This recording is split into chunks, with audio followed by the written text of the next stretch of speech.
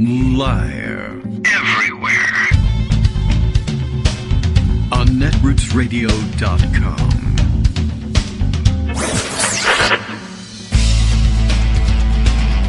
David Waldman. Kagro. In the morning. Now, here's David Waldman.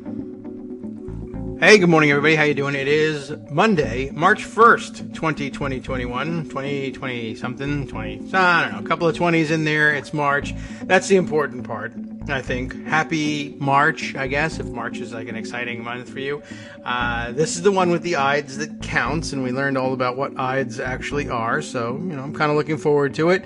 And, if it works out in the Senate the same way it did last time, well, I guess Caesar wasn't like the former emperor at that point, so I guess it won't really work out exactly right. But you know what I'm talking about. Anyway, time to catch up with things from, last week that we missed over the weekend. Quiet weekend. It was nice. There was even the CPAC convention kicked into top gear, I guess, and Donald Trump spoke at it, and nobody cared and nobody noticed. I guess it was covered.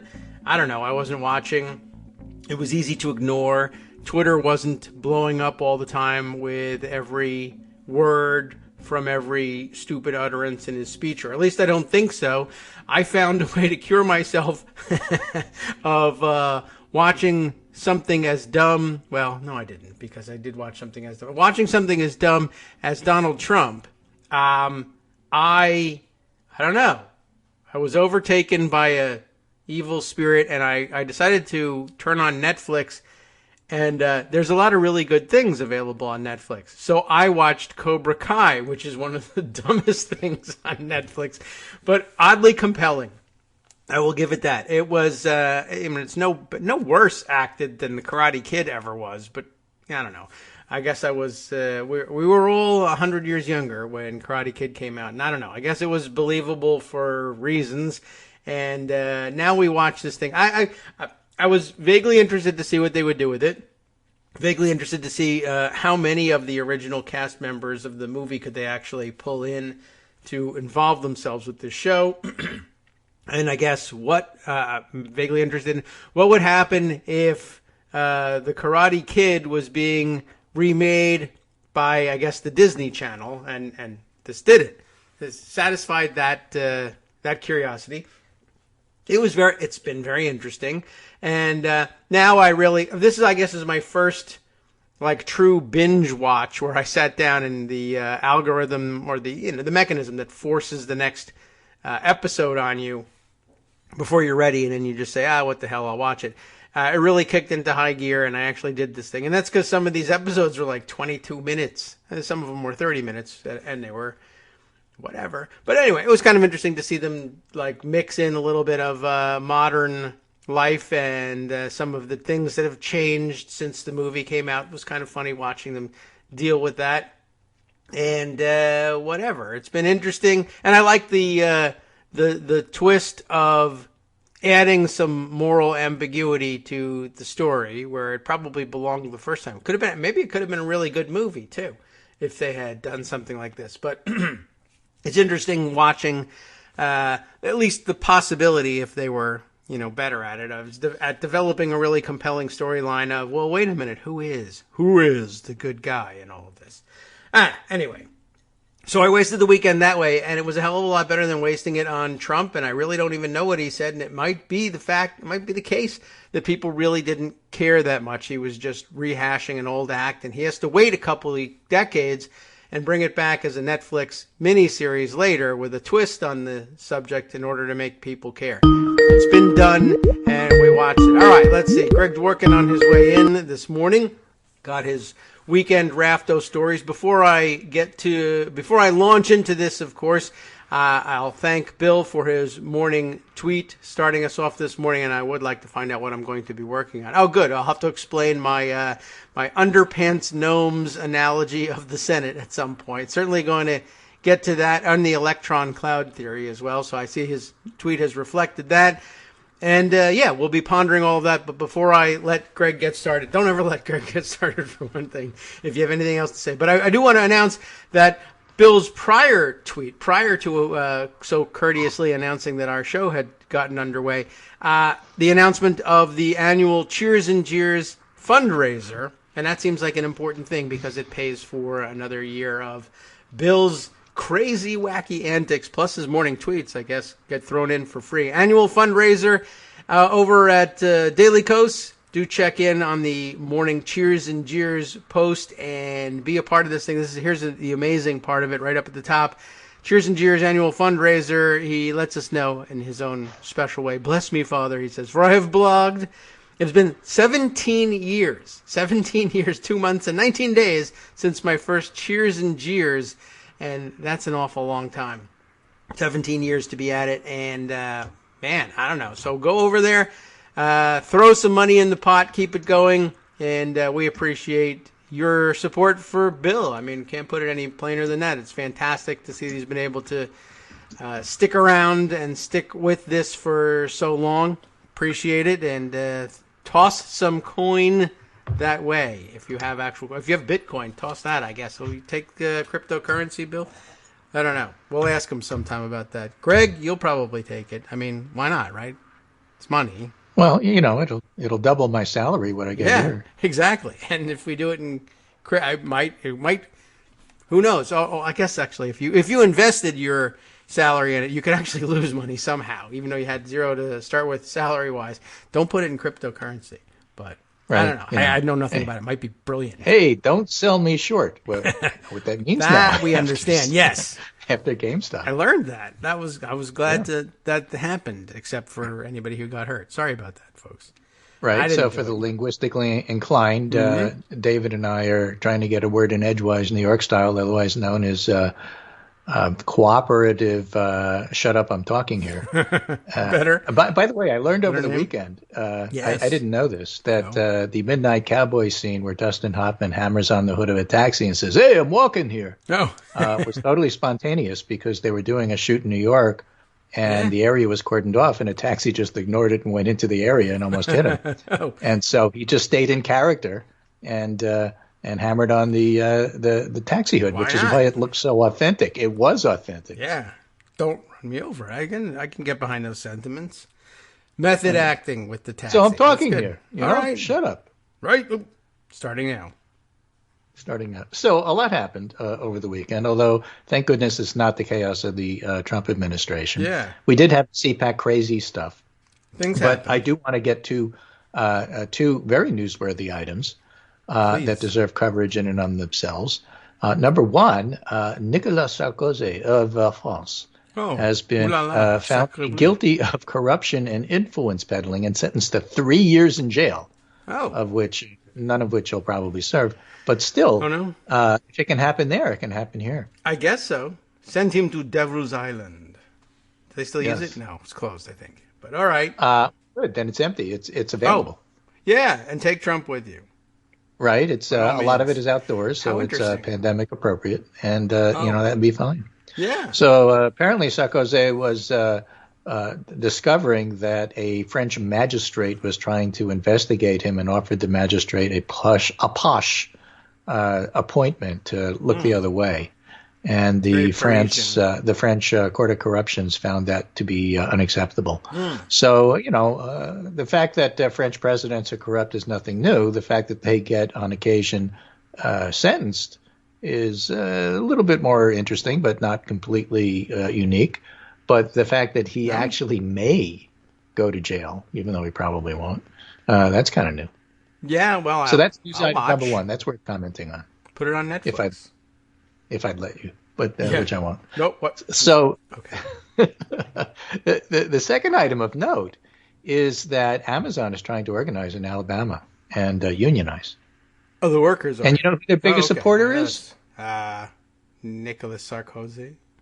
No, Joe Biden. Joe Biden, the most labor-friendly president in my recent memory. Okay. Yeah, well, I mean, because the French guy, it wouldn't make any sense, really. Because everybody knows he's not, It sounded like progressive. Setting up for that. Yeah, right. Oh, yeah, he hates labor unions, I'm sure. Well, that's good. Yes, I think I saw some commentary about that, and that he made put out a little video of support. And Biden expresses support for Amazon Workers Union in Alabama. Why it matters. A vote by workers at the Bessemer, Alabama warehouse to join the retail, wholesale, and department store union would make the facility the first Amazon warehouse to unionize in the U.S., and the election will run through March 29. What he's saying, this is from Axios. Yeah. Workers in Alabama and all across America are voting on whether to organize a union in the workplace. It's a vitally important choice, one that should be made without intimidation or threats by employers, Biden tweeted. Every worker should have a free and fair choice to join a union, and he said this in a video. And Biden pledged on the campaign trail to be the most pro-union president you've ever seen so far. He's the most pro-union president you've ever seen. Oh, okay. Well, he'll outdo Obama, who said he would walk on picket lines. And that's pretty cool. But not cross them. Yeah, right. No, not stomp on them, walk on them, like help. Right. Yeah. See, I come from a heavily pro-union, blue-collar Democratic family. My father was a union organizer for the broadcast employees and technicians of ABC and NBC. CBS had their own union. And I have pictures somewhere of my dad escorting Jacob Javits across a picket line to do one of these Meet the Press, Face the Nation style Sunday shows when Sunday shows were relevant. They no longer are. I don't think anybody watches them. But in the old days, they were. And Javits, the Republican senator from New York, would never cross a picket line without union permission. So he negotiated with the union, and the union escorted him across the picket line, which is the way it was done. Otherwise, you simply do not cross one. Yeah, well, back in the days, this is old school, but a lot of people don't know this. Walloped people. Yeah. So if you see a picket line, don't just automatically say, okay, well, it doesn't involve me. I'm just walking past it. That's not what you do. Yes, even though they are more polite, it won't hit you over the head with signs, probably, anymore. Right.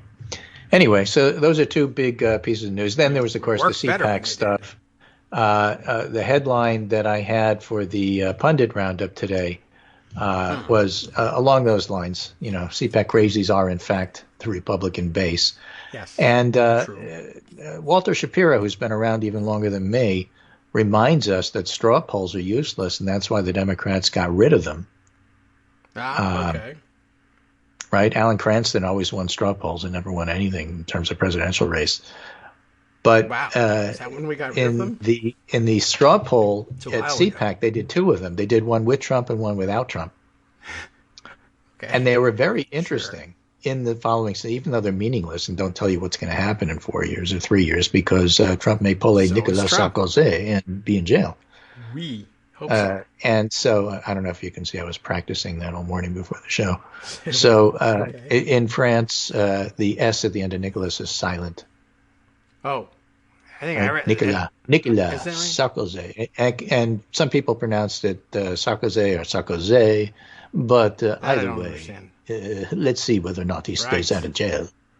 Okay, I thought that everything at the end of everything was silent with French. Yeah. Well, you know, if you want to hear me speak French, you should probably just have me be completely silent. So the thing is, with this straw poll, without Trump as an option, yes, Ron DeSantis was at 43%, Kristi Noem 11%. So the two governors who were against doing anything to help their citizens survive coronavirus are in the lead. Cool. And then after Who's that, voting? Yeah, Don Jr. is at 8%. This is a pro-Trump CPAC, and you can't get more than. I just wanted to spit my tea. Ivanka's at 3%, tied with Nikki Haley and Josh Hawley. Cruz comes in at 2%, and Mike Pence comes in at 1%. 1%. The guy who was there, like, maybe don't hang Mike Pence. He showed up at. Well, CPAC. You know, he didn't want to go because they maybe would. Maybe they could allow remote voting at this CPAC because COVID. Right.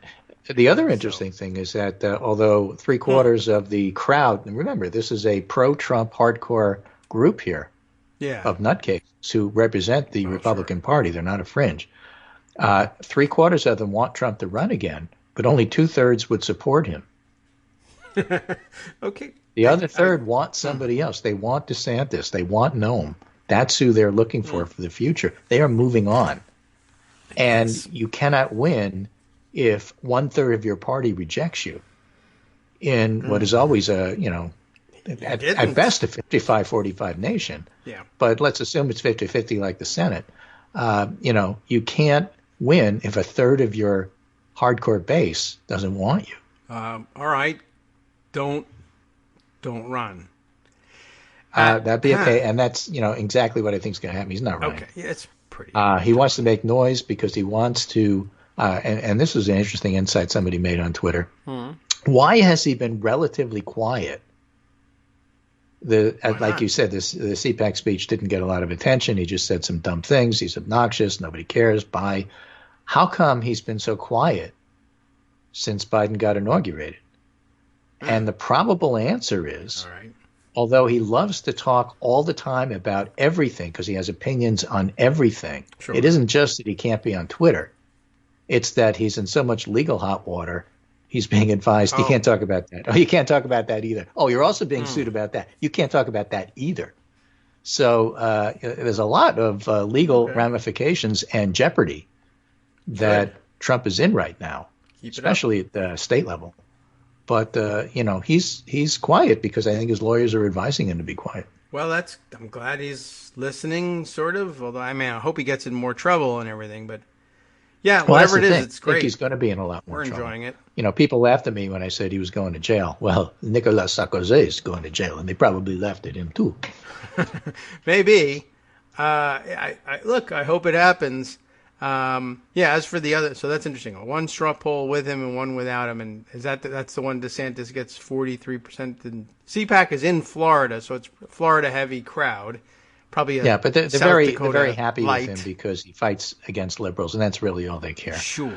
But the fact of the matter is, they really are a party without any intellectual basis other than own the libs. We've said that for years. Again, this reminds they educated these guys too. This reminds me of everything from 2000 to 2003, especially in the run up to the Iraq War, when the bloggers were telling people this is a bad idea. No, you don't know what you're talking about. You should be quiet. This is all about freedom, and you got to support this and that and everything. This is a bad idea. They're lying to us. No, they weren't quiet, and they kept lying to us, and we kept telling them they were, and it turned out we were right. And so now, when people notice that Donald Trump really is a loser, and he's not going to run again, and he's using the after the election space to raise as much money as possible, which he's only spending on his own legal defense because it's a scam, and we keep saying that. And no, you're just being unfair to the previous president, and it's all partisan. Look, the bloggers were right in 2003. We were right about Trump before he ran. We were right about Trump during the election. We were right about Trump during his election. We're right about Trump now. And the fact that you guys can't see it and write about it, and the fact especially that you cannot write about and talk about the fact that the Republican Party is becoming a pro-fascist party with literal Nazis like Madison Cawthorn and Paul Gosar, who speaks at white supremacist gatherings in parallel to CPAC, and then claims he can't be in Congress for a COVID vote and he's got to vote by proxy because of a health emergency. No. And that you can't see that and say that as a political press. Listen to the bloggers. Okay. We're right about this too. And so, you guys really have to recognize what's going on here. And instead, reporters are taking solace in we're the referees. We just call balls and strikes. And Democrats who think we're on their side are wrong, and we'll show them. I know. There was a recent Maureen Dowd column. All of this started because Sun Min Kim, who's a very, very good reporter for the Washington Post, used to be a Politico. She actually used to be my editor when we were doing a point-counterpoint style discussion back in the early 2000s. And what she did is she had questions for Lisa Murkowski about how she was going to vote on Neera Tanden. And Murkowski said, why? What's the problem? And Sung Min said, these tweets. And Murkowski said, I haven't seen the tweets. So Sondland showed it to her for comment. Here's the tweet that you said you didn't see. Are you used kidding? to do this all the time worked? in the Trump administration. Republican senator, what do you think about this Trump tweet? Well, I haven't seen it. Well, here it is. What do you think? Now you can't say you haven't seen it. So that's a normal thing for a reporter to do. And Sondland got excoriated, for playing sides and stirring up trouble and working to get rid of Neera, which is all nonsense. So the reporters were defending her, and Maureen Dowd's column was defending her and saying that the reporters are not on your side. We're neutral, and it's about time the left understood this, which is a big piece of nonsense, drawing one of these what about parallels to how we approach fascism in an even-handed fashion. So you can't expect us to be, on your side. We're simply going to report things as they are and not take sides on, Nazi symbolism showing up at CPAC in the form of the shape of their stage. What? Oh, I didn't know about that. Did they shape their? Did they make a swastika stage? The Odell rune that the SS used to wear on their collars. I see. Was the shape of the stage at CPAC. I didn't know that. Okay. What? Right. I'm going to look that up. The Odell rune. Well, I'll find it for you and post it to you and our viewers. But it was pretty remarkable. And, was it a coincidence? Are you just reading things? Well, Paul Gosar's at a white nationalist parallel discussion. And you guys didn't notice any of this stuff going on? No, it wasn't coincidence. If it was a mistake, it was a mistake in judgment, not an omission by ignorance. Okay. Right. So there's the rune I've just sent you, and now I'll show you what the stage looked like. What a handsome, dapper Nazi who's wearing it as well. Right. And there's the shape of the stage. Okay. I see that now, and I don't know why you would shape a stage that way. It's interesting. Now that rune has no other connotation. Oh, right. The original, I see. No, none at all. Part of the alphabet kind of rune didn't have the little feet on it. Oh, it had flat feet. Only the Nazis used the feet with the little toes sticking up there. I see. Looks like something from Space Invaders. Honestly, Doesn't okay. So they used that, and they decided to make what is I don't know. I don't know if it matters what the rune means. It's just it's about a weird shape. It's about ancestry and family. Oh sure, right. It's my heritage. I know about Nazis. Yeah, heritage. Right, exactly. Yeah. Yeah. Okay. Is it about that? All right. So yes, it's bad. It was a bad thing. And it's called the Odell, Odel rune, and you can look it up for yourself. All right, I might.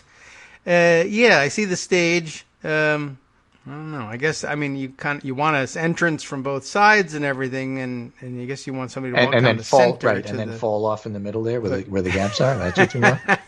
That's the part that doesn't really make much sense. It could be a big triangular stage, point jutting out into the crowd, but I don't know.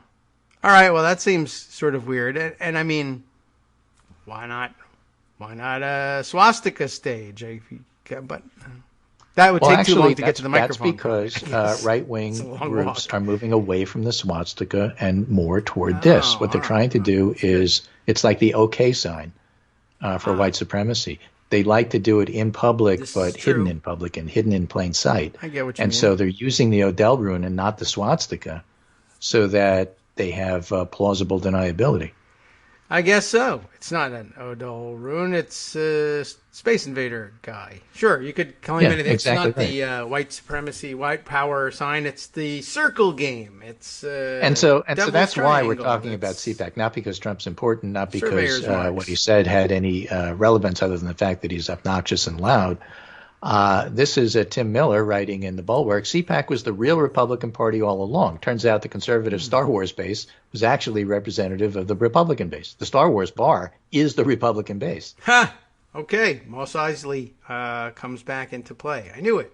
Right. And this was an essay written for conservatives.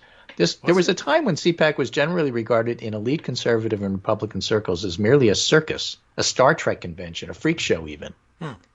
The undercurrent of these comments and discussions that while CPAC might be a cross-section of the weird edge of the conservative activist said, it didn't truly represent the seriousness and sobriety of the broader movement, they told themselves. And so establishment rhinos like me, Tim Miller, would go for the spectacle and to network with conservative influencers who would travel to D.C. for the event. Staffers from Conservatism Incorporated would trudge down to Marriott to hawk their wares and promote their email lists. The mainstream media would flock to the nuttiest-looking guy in a tri-corner hat and take the ample opportunities that the speakers provided to make conservatives look crazy. Yeah. Now, for readers who have never had the pleasure of attending, let me paint you a little impressionistic picture of the archetypes we saw back then. Reagan-era holdover in a bad suit speckled with dandruff, regaling uninterested young reporters about the old days. Okay. I believe it. Right? Grover Norquist, wannabe, who can cite chapter and verse from God and Man at Yale and wants to tell you about his recent Washington Times op-ed. For the Reagan-era holdover in a bad suit speckled with dandruff, think Roger Stone. Okay. Yeah, I can believe it. Pimply, awkward college Republican boys who are often keeping either their sexuality or fascist sympathies or both in the closet. They fancy themselves either the next Fred Barnes or Karl Rove or the next Charlie Kirk. Then you have nerdy postgrads carrying their resumes around in a briefcase, treating CPAC like a job fair. Yes. And so on and there were those. It gives you an idea. Plus the guy in the Revolutionary War garb. Put it all together, you can see why there's a general sense this was the GOP's creature cantina. Yeah. He's got it right. But in retrospect, I think we all had it wrong, and I'll tell you why after the break. Well, okay. He's got it right. We all had it wrong, but he had it wrong, but he's revamping his opinion. Okay, it should be very interesting. CPAC always was kind of like that. I think he's largely correct. Why did no one ever dress from the French and Indian War for these things? Hi, it's me, David Waldman, your host for Kagro in the Morning. I have good news to report. Many more listeners like you are making critical contributions that keep our show on the air. Makes good sense, of course, and patreon.com, Patreon.com, makes it simple. Now you can make easy, secure, recurring monthly contributions to support our show. Patreon.com/KagroX gets you straight to our donation page. Maybe you'd like to thank us for helping keep you sane during the Trump era. Maybe you're looking forward to in-depth explanations of what's going on in the Biden administration. Whatever it is that keeps you listening, we need your help to keep bringing it to you. And hey, if you happen to prefer using PayPal or even the Square Cash app, we're up and running with those options too. Thanks again, everyone, for all of your support. We literally could not do this without you.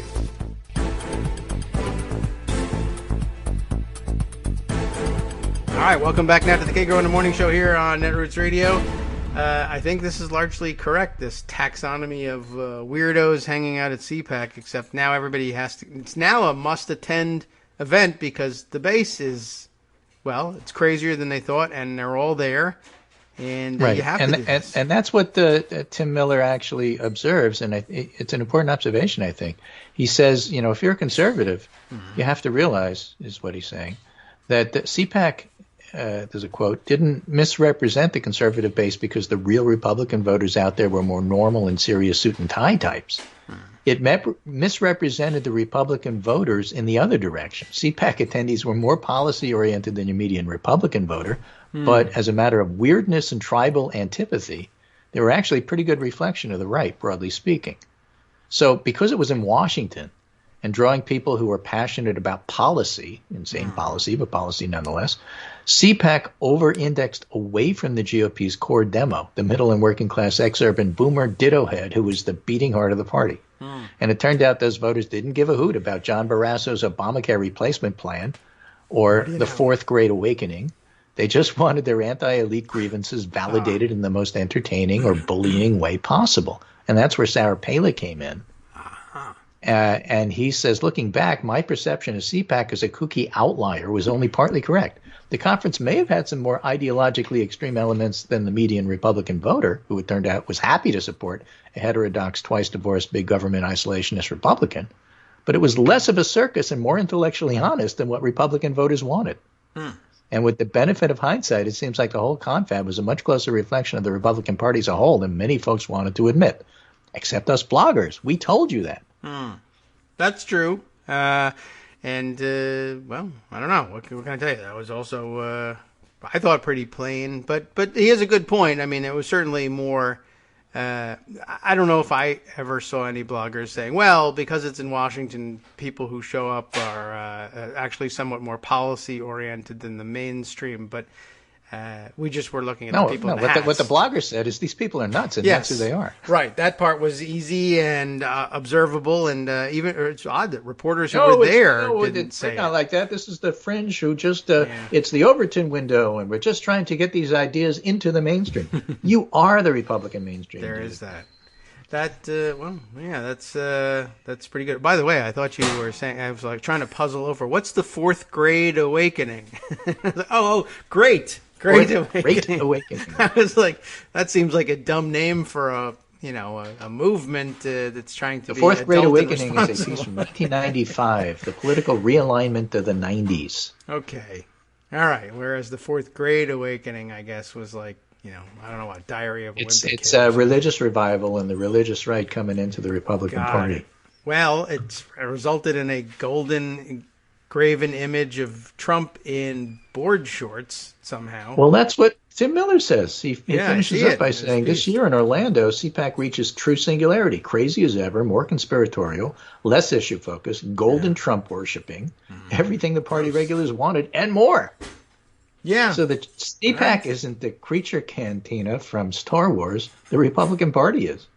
Yeah. Well, that's now true and may have been true the whole time, and I'm glad they're noticing it. What can I tell you? There was an insurrection, everybody. Does everybody So we're going to switch gears and talk about something, and now for something completely different. Good. And it's not going to be about the Larch or anything from Monty Python. It's going to be about vaccines and vaccinating the military. Oh. And believe it or not, anthrax. Anthrax. Okay. Anthrax. Yeah. All right. So, let's do that. In order to talk about the military now, we have to go back to anthrax then. Okay. All right. Back in the Clinton era, Bill Clinton era, there was a move on to try to vaccinate the troops against all sorts of stuff, including to try to protect against biological warfare. Okay. And there were some moves made to try to inoculate American troops against anthrax. Sure, why not? And in retrospect, there are some medical folks who feel that some of the Gulf War syndrome symptoms that the military had were related to the anthrax vaccine. Really?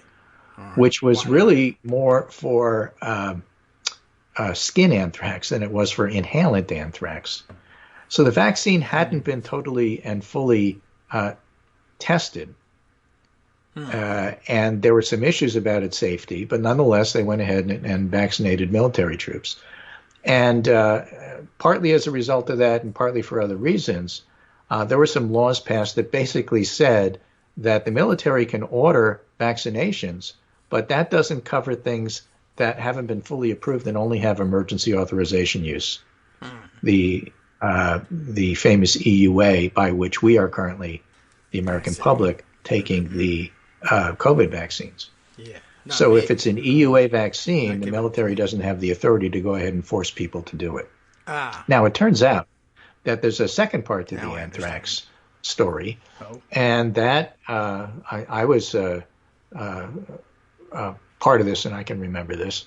And back in 2001, there, right after 9/11, there were anthrax attacks on Americans.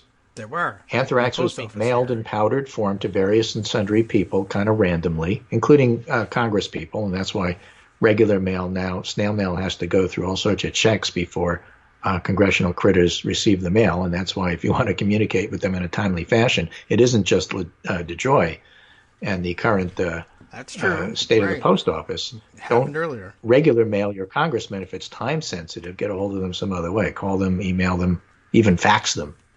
In 2001, the anthrax attacks happened, and as a response to that, it was strongly suggested because we didn't know what else was coming, and it was in the era of 9/11. Yes. The federal government suggested that military troops and medical personnel take an anthrax vaccine so that you could be protected against possible bioattacks and be in a situation where you could, go ahead and continue to do your jobs. And I remember at my hospital, our emergency department head, and in a lot of hospitals, the ER guys tend to be military, ex-military, paramedics. It's just it's a whole different way of thinking. Said, well, the orders came from the top, and therefore everybody should do this. Nice. And I was vaccine hesitant about this particular vaccine for a variety of reasons. And I thought that the risk, first of all, of an actual anthrax attack on our emergency room personnel was relatively small. Yeah, I would. Yeah, okay, I could see that. But given the questions about Gulf War syndrome, the risk from this vaccine was relatively large. So I and many other medical non-military people who hadn't, who grew up in the Health and Human Services way of thinking, not the Department of Homeland Security way of thinking. Just because we got an order to do it didn't mean we were going to say, okay, we're going to do it. Yeah, we questioned it. We questioned the evidence, and we said, I don't think so. You did your own It was research. voluntary with pressure, and we just voluntarily decided not to do it. Okay. So that happened, and that whole anthrax experience is a lot of what's happening now in the military in terms of why the military can't get the troops to take a COVID vaccine.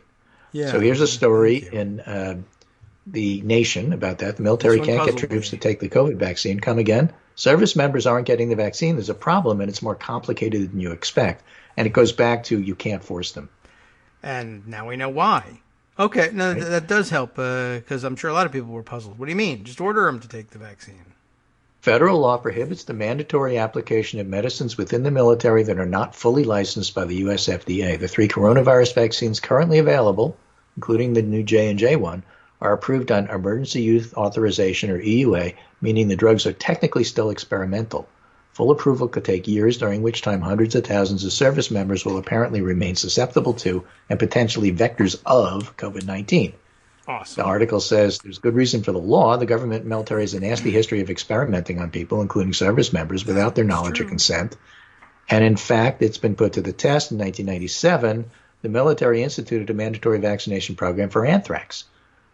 That was the Clinton era version I gave you. Upon receiving the vaccine, huge numbers of service members complained of debilitating side effects, and the vaccine may also have been a factor in what's known as Gulf War syndrome. Lawsuits ensued, and in 2004, the D.C. Circuit Court determined that the government had violated federal law by mandating the vaccine, specifically because the vaccine in question was proven to prevent cutaneous anthrax, but the military sought to prevent inhalation anthrax. But the FDA hadn't adequately studied the vaccine's use against inhalation anthrax, the court found, meaning it didn't meet the standard for mandatory military distribution.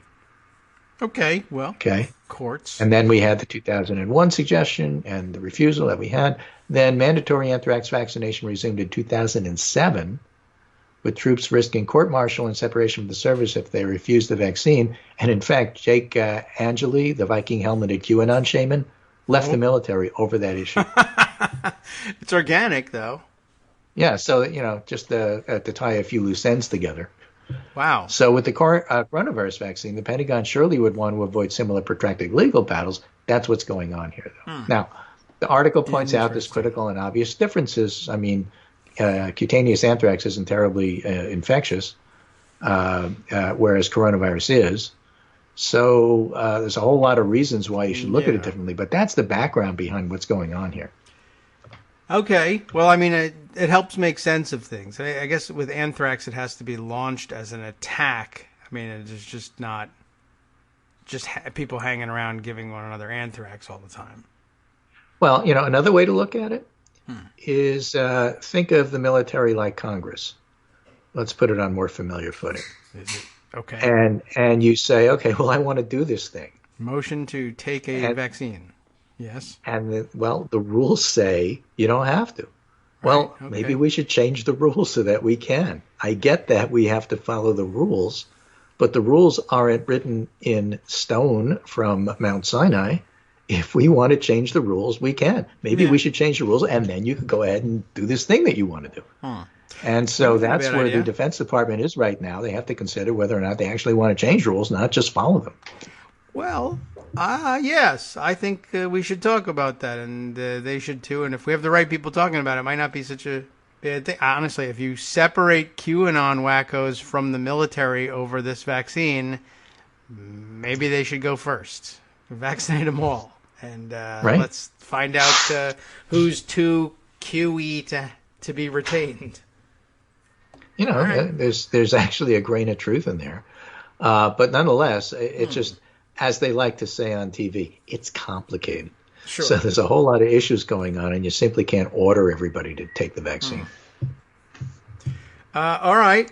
Yeah, all right. I'm glad that's not, I don't know. I'm glad that that's out there. I'm glad that they have at least the review process. It makes some sense. I understand why the hesitancy about the anthrax thing. I'm surprised it went that far back to the Clinton era. I guess, was it, did they suspect that Middle Eastern dictators had been stockpiling anthrax and that we might have to, okay.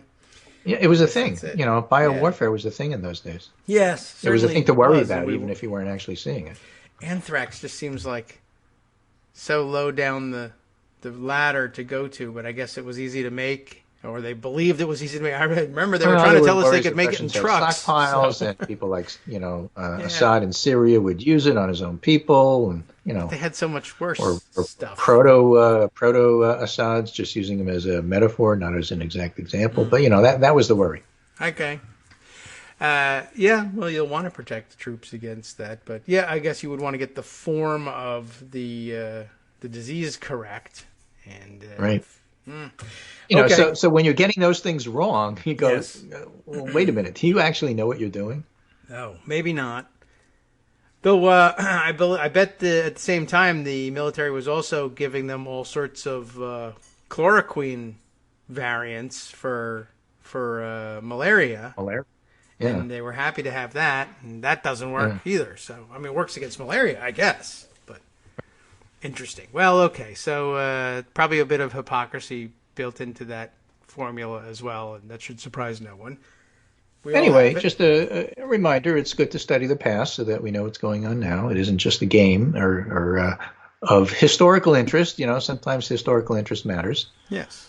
Here's something that would be nice to do, and that's learning a little bit from the pandemic. This is a really good article by Zeynep Tufekci in The Atlantic. What are we wrong about now?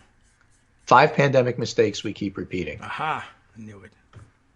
Okay, and a lot of it has to do with messaging, but this is a really well thought out piece in terms of the mistakes made. For example, one of the most important problems undermining the pandemic response has been the mistrust and paternalism that some public health agencies and experts, especially under Trump, I would add, have exhibited toward the public. But it's not exclusive to Trump because, we've seen this for decades.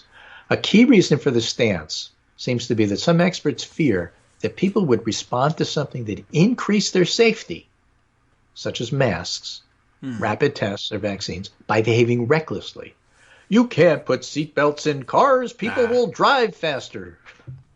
What? All right, I never heard that one, but I'm sure it happened. Oh, you didn't? That was back in the seatbelt controversy before it became mandatory. Right. I might have been too young for that one. I don't know. But you'll just encourage people to be reckless on the roads. Nothing can hurt me as long as I'm stopped violently by a thin strap of nylon. Okay. Yeah. They worry that a heightened sense of safety would lead members of the public to take risks that would not just undermine gains, but reverse them. The theory that things that improve our safety might provide a false sense of security and lead to reckless behavior is attractive, contrarian, clever, and fits the here's something surprising we smart folks thought about mold, it appears, to people who think of themselves as smart. Unfortunately, unsurprisingly, such fears have greeted efforts to persuade the public to adopt almost every advance in safety, including seatbelts, helmets, and condoms. But time and time again, the numbers tell a different story. If safety improvements cause a few people to behave recklessly, the benefits overwhelm the ill effects. And in any case, most people are already interested in staying safe from a dangerous pathogen. And even at the beginning of the pandemic, sociological theory predicted that wearing masks would be associated with increased adherence to other precautionary measures. People interested in staying safe are interested in staying safe. So, in other words, you could have predicted that people who are more interested in wearing masks are also more interested in not gathering in restaurants in large groups indoors with bad ventilation. Yes. It's the same people. It's the same concern. So if you do one thing, then you're likely to follow directions about the other thing. And that leads to her second point, which I think is a really important one. People, particularly politicians, who not only think the public is stupid, but who they themselves are stupid. Oh, whoops. A lot of times. Yes. Right. Right? Because being smart isn't necessarily, that doesn't make you a great politician, and it doesn't necessarily get you elected. But much, that's my opinion, not hers.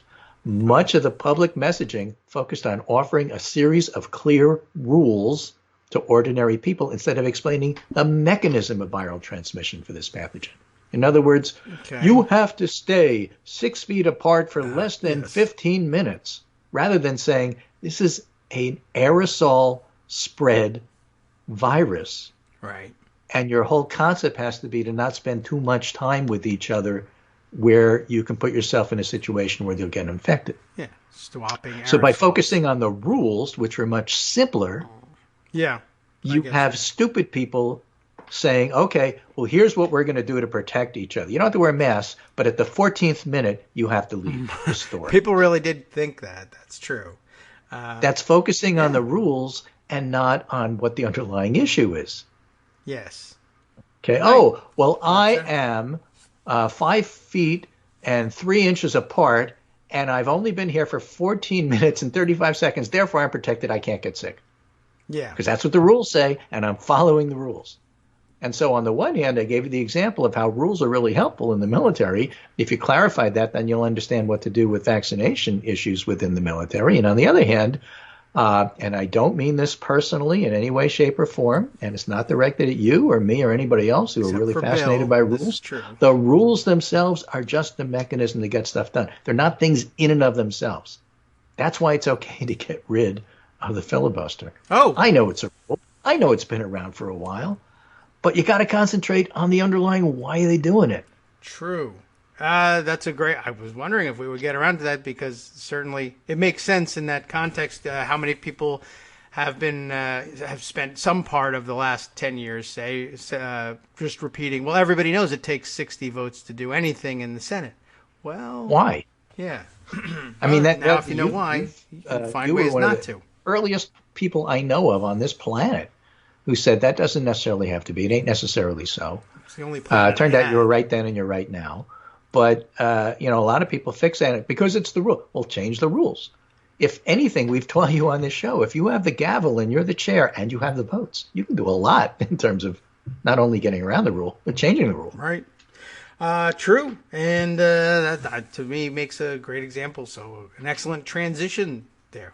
How well planned was that? It's like you knew what you were going to do before you did it. Yeah, except no. Well, this is if you're well grounded in the background, you can do these things. Completely unplanned, folks. Do not try this. So she goes back to write. All of this is complicated by the fact that key public health agencies like CDC and WHO were late to acknowledge the importance of key infection mechanisms such as aerosol transmission. And even when they did, the shift happened without a proportional change in the guidelines of the messaging.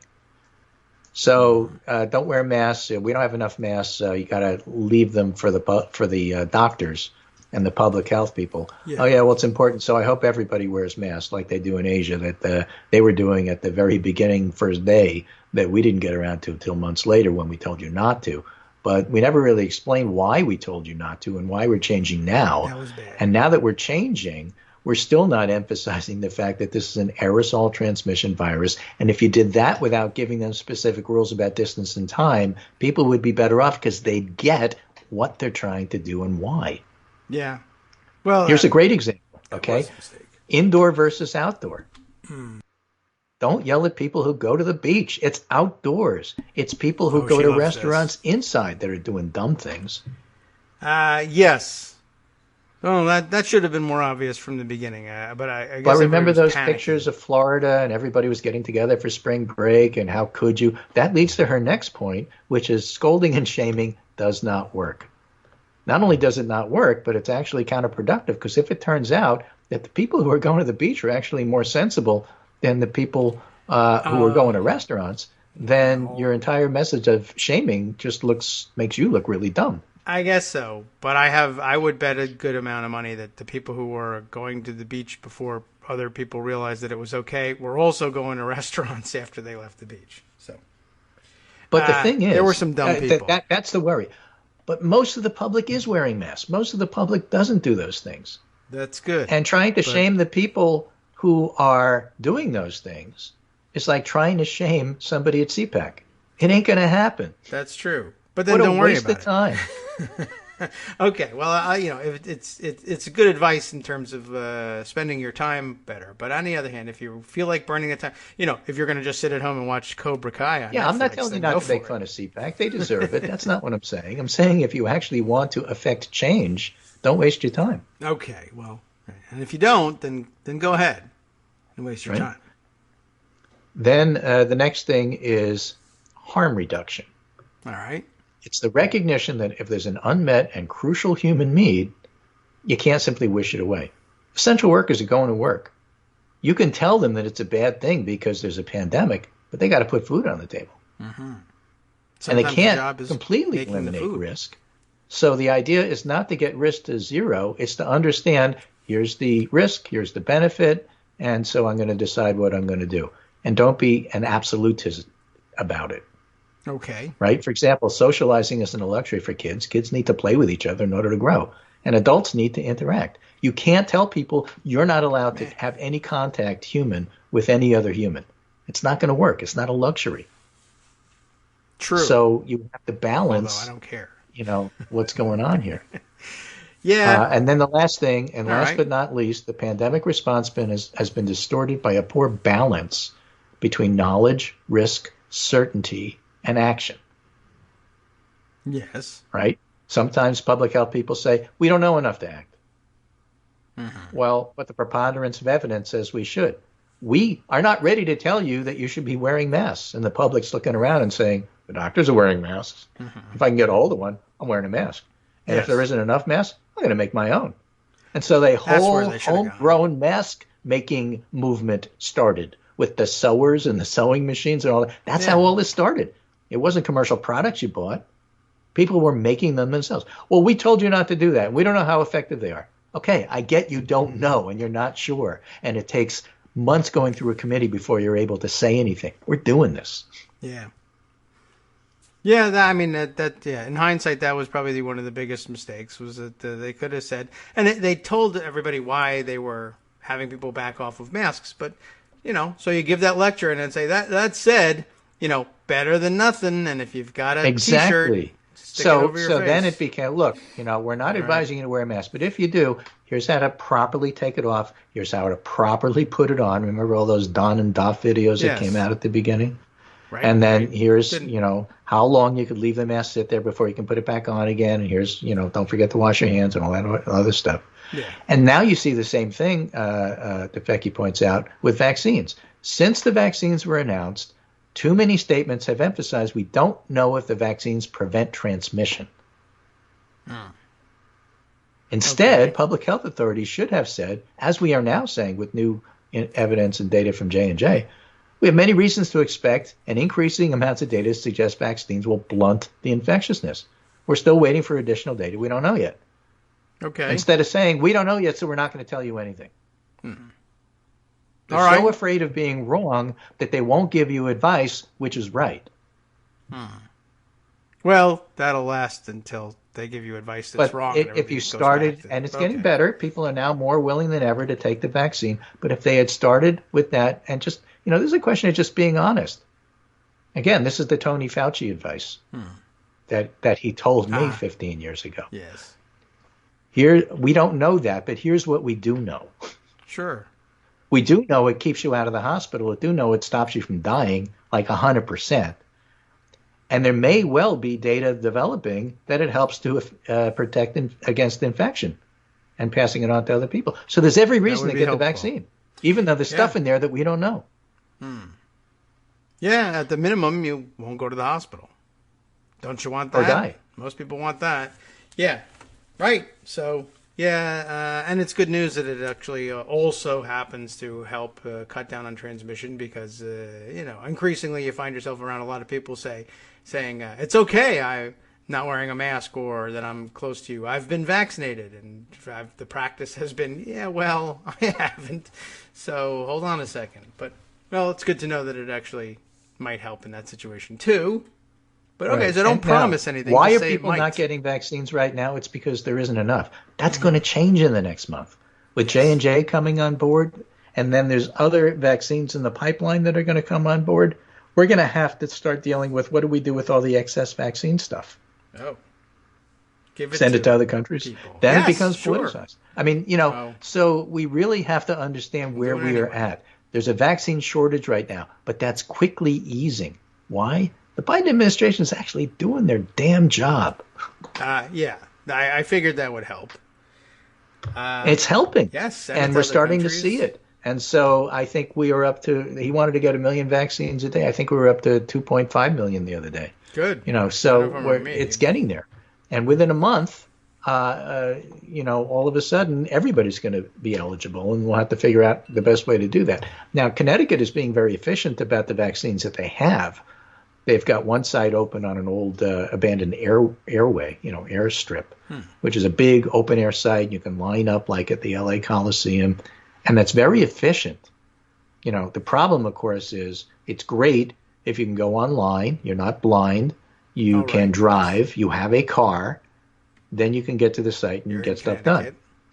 But if you're homebound, and if you're in a wheelchair, and if you don't drive, and if you don't have a car, and if you're working and you don't have time to, spend all day trying to get your vaccine slot, it's an issue. That will ease. But for right now, that's the bottleneck. So that's my segment for Monday. Sure. And hopefully catches you up with what happened over the weekend. Don't forget, if Nicole Sarkozy can go to jail, so can Trump. Yeah. So we'll talk to you on Wednesday, and we'll be back then. All right. Well, thanks very much, Greg. You got another hour. Don't go away. Dave's got a lot more to say.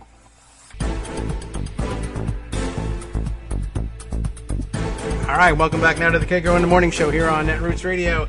On his way out the virtual door, I guess Greg's suggesting that we vaccinate people somehow against believing that the filibuster needs to remain as part of the constitutional fabric. And I believe I invented that vaccine some years ago. And we realized that I am the Jonas Salk of vaccinating against the filibuster. And like Jonas Salk, there were no financial rewards. But he got the chance to reap them, but gave them away. Whereas, there just aren't any here. But it's been gratifying, particularly watching the number of people insisting that the filibuster must end and that it is that how to get rid of it is a known thing, and it is. And I'm very happy to be able to see that happening every day and watching people realize that they can push for this and that their senators can't turn them away by saying that simply can't be done anymore. There's some negative consequences to it between that and reconciliation and the idea of firing the parliamentarian, et cetera, et cetera. And I guess that's back in the news, too. We'll have to discuss a little bit of that. Whether or not that's a good idea or an idea that will actually work. And I guess we might as well just jump right to that and just say, long story short on that one, the concept of trying to force the federal minimum wage hike into the reconciliation bill, I think was probably doomed from the start, if only because, we know what kind of ruling you were likely to get from this parliamentarian, which I guess is a good way to bring it around to, well, why don't you discuss the possibility of firing this parliamentarian and getting another one? Well, okay. That could work, but I will say this. First of all, the current parliamentarian is a pretty good parliamentarian.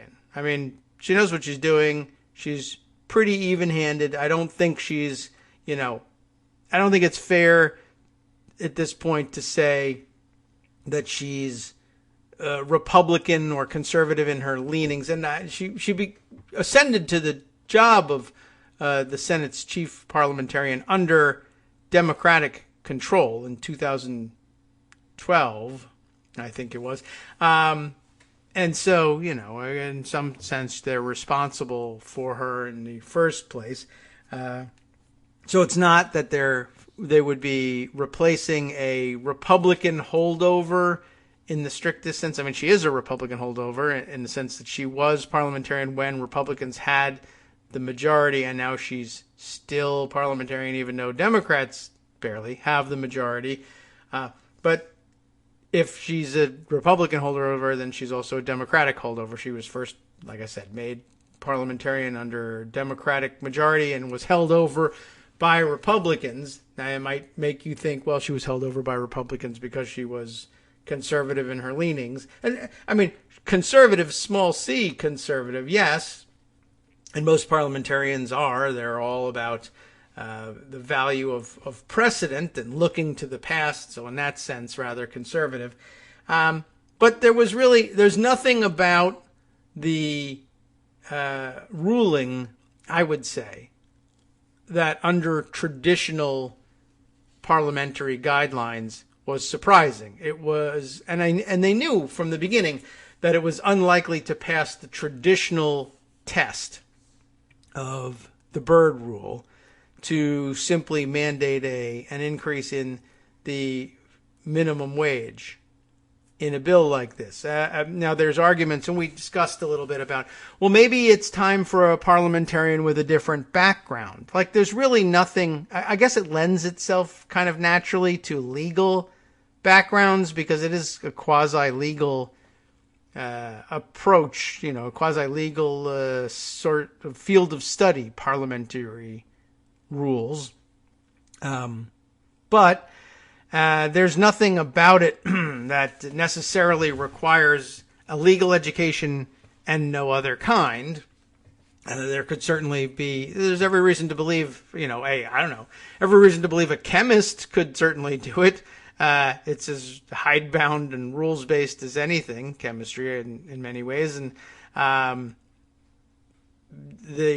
long as you're made familiar with the rules, and instead of telling people that, well, these are the rules for chemical bonding, these are the rules for parliamentary procedure, and there's no reason to believe that a chemist couldn't come to the same conclusions, and with just as strong an analysis. But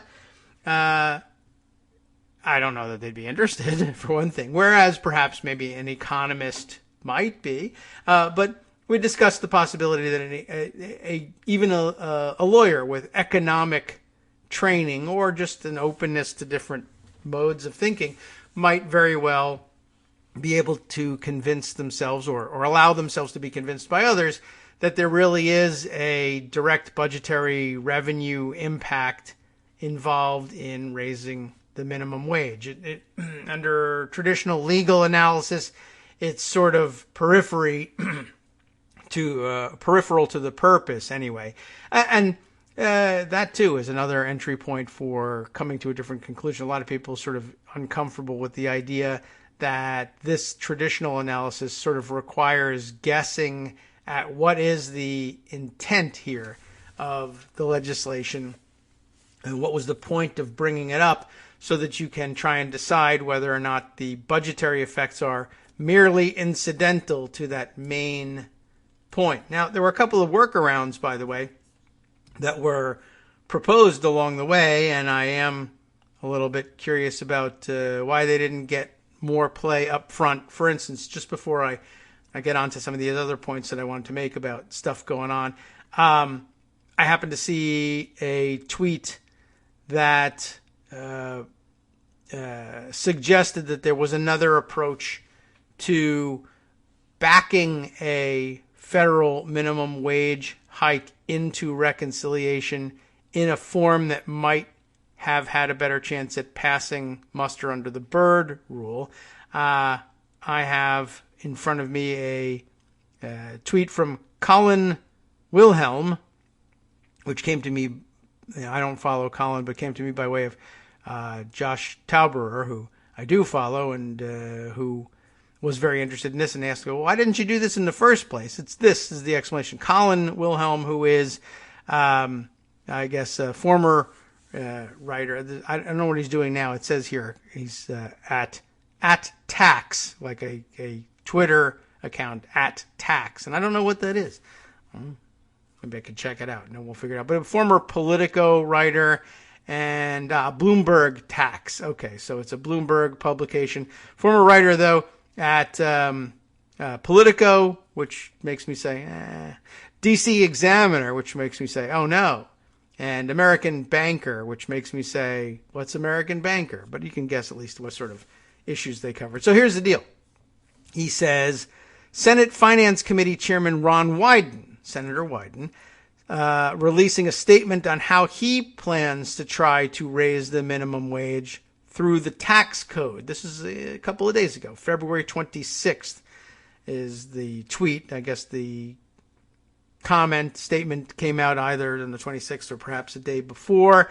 And a couple of screen grabs. Let's read it here. Senate Finance Committee Chair Ron Wyden released today the following statement on his Plan B to raise the minimum wage when it became obvious that Plan A, just putting it under, in reconciliation straight ahead, the federal minimum wage shall be, boom, whatever it was. It wasn't $15 an hour right away. It ramped up. Here's Plan B. The American people elected Democrats to get things done. This is not part of the plan. This is the run-up to the plan, I guess. And they aren't going to accept process as an excuse for failing to deliver on an overwhelmingly popular policy, which is weird because Plan B is a process. But okay, never mind all that. If you're a single mom working two jobs, this is rhetoric here, but it's important. If you're a single mom working two jobs for $7.25 an hour in Georgia or North Carolina, it is cold comfort to know that majority support for raising the minimum wage could be meaningless because of arcane Senate rules. True, fine, great. We couldn't get in the front door or the back door, so we'll try to go through the window. All right, what's the window? Now we're talking. As chair of the Finance Committee, I've been working on a Plan B that would make big companies pay for mistreating their workers. My plan would impose a 5% penalty on big corporations' total payroll if any workers earn less than a certain amount.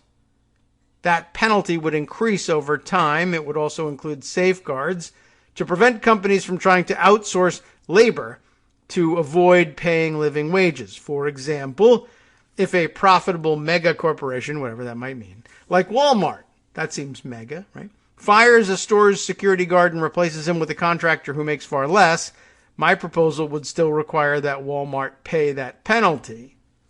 At the same time, I want to incentivize the smallest of small businesses, those with middle-class owners, to raise their workers' wages.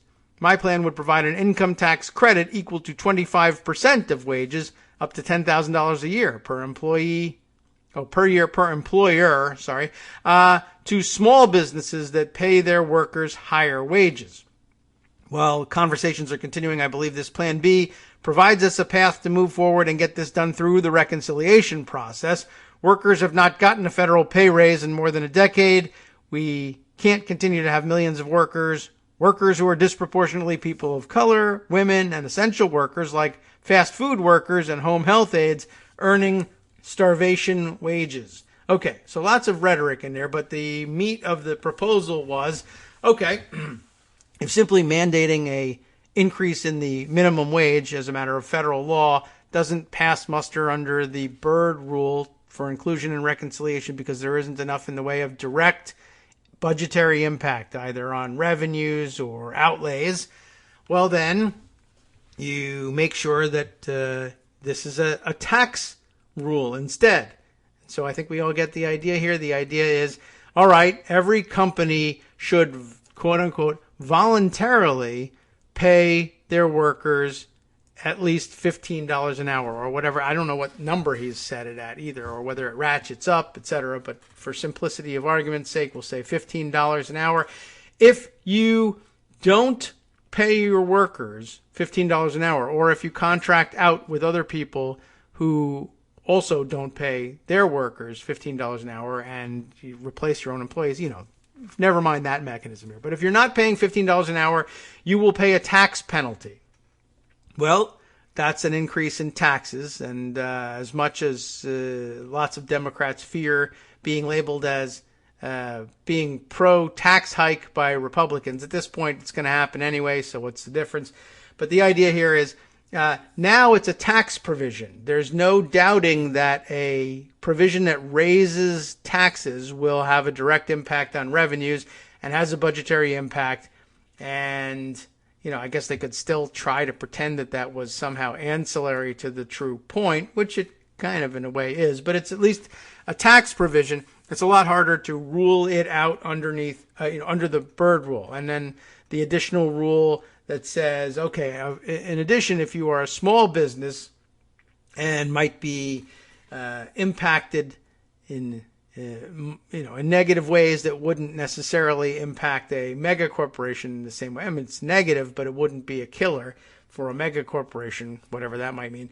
Whereas smaller businesses might find it difficult. Well, there'll be a tax incentive for you, and that is a tax program and an outlay from a tax program. And again, easier to understand why that would fit through the Byrd rule,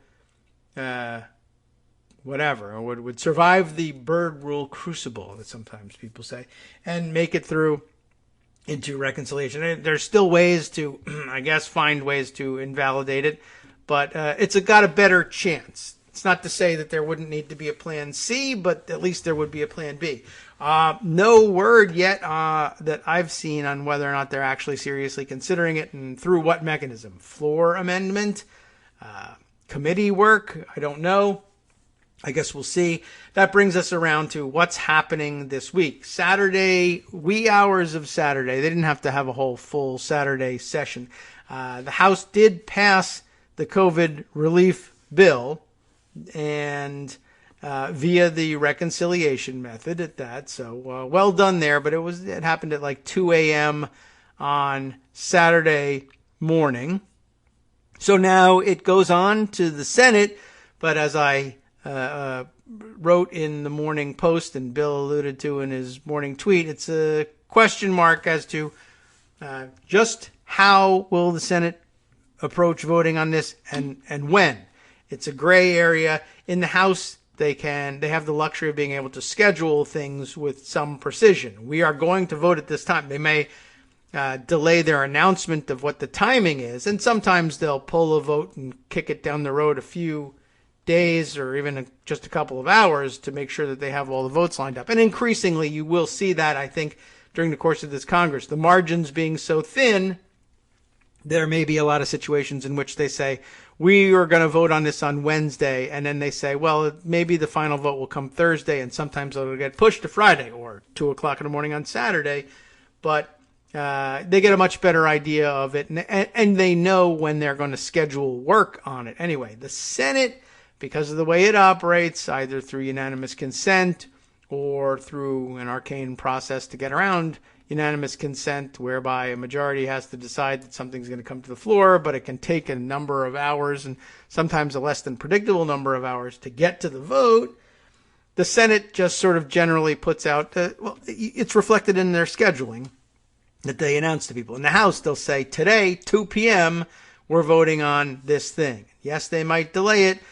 In the Senate, they'll say, this week we'll be working on this, and pending some motion practice in the Senate, we could have a vote. We could have some other kinds of votes. Sometimes you can say with some precision when a cloture vote is coming, because that's got rules attached to it. But generally speaking, the way the Senate announces its schedule is, we might do this week. It could happen. So, anyway, things still in play. We can talk more about the parliamentarian. I thought I would switch gears here for just a second and offer you something different, essentially before it becomes too late.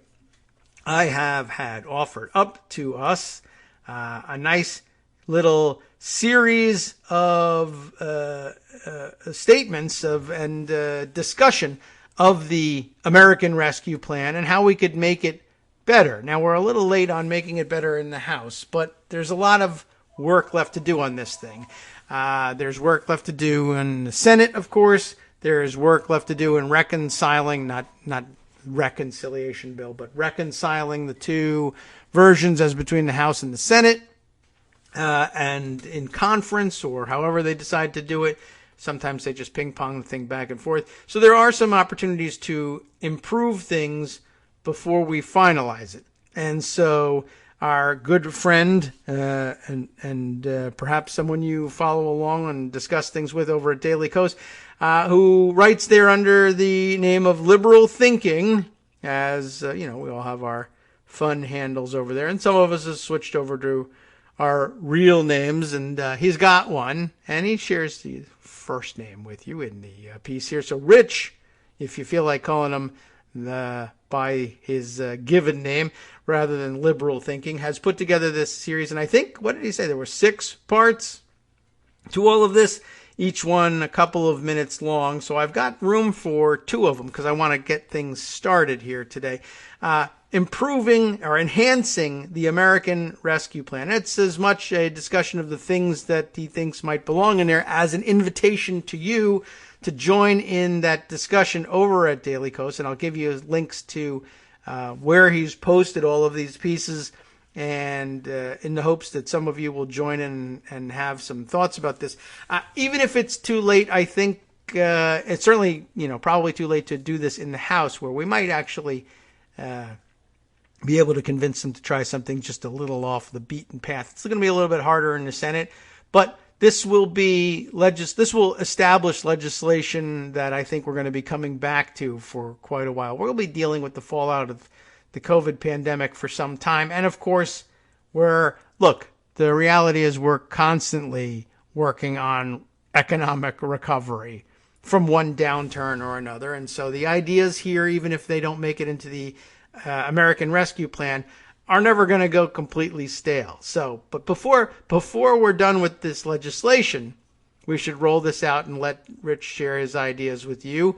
I guess at some point we would say, well, these views are not necessarily those official views of the Kagro in the Morning program, but there are no such things, really, honestly. So don't worry about it. I don't think no one's going to think this is a rule that we all have to follow. Just because you downloaded it, you now have to support this. That's true. The whole thing is it's an invitation to discussion.